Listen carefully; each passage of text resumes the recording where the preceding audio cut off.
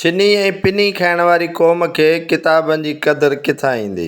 मेड़ जा नौजवान बाज़ारुनि में निकिता आहिनि माण्हुनि में इल्म ऐं किताब जी रोशनासी करण लाइ। ईअं आहे ॼण मेंहिं जे अॻियां बीन वॼाइण। सिंध में इल्म ऐं किताब खां एतिरो माण्हू परे थी चुका आहिनि ॼण को ज़हर हुजे या नशे आवर शइ हुजे। पान पराग खाऊं था, सॼो ॾींहुं फिल्मुनि ते वक़्तु गुज़ारियूं था ऐं फज़ूल में कचहरियूं कयूं था, पर किताब खां एतिरो परे निकिरी विया आहियूं ॼण को दुश्मन हुजे।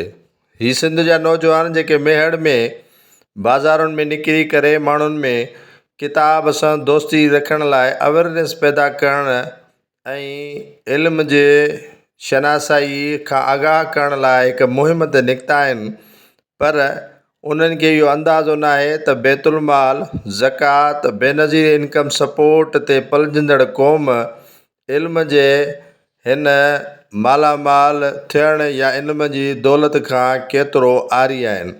हिन क़ौम खे एतिरो त सुस्त ऐं तबाह ऐं बर्बाद कयो वियो आहे जो ही नस्लनि ताईं सिधा नथा थी सघनि। मोरूसी सियासत जे वर चढ़ियल सिंध जी क़ौम हमेशह पंहिंजे पाण खे ग़ुलामीअ जे ज़ंजीरुनि में जकड़ण खे अहमियत ॾियनि था, पर इल्म जे फज़ीलत खां अणवाक़िफ़ आहिनि।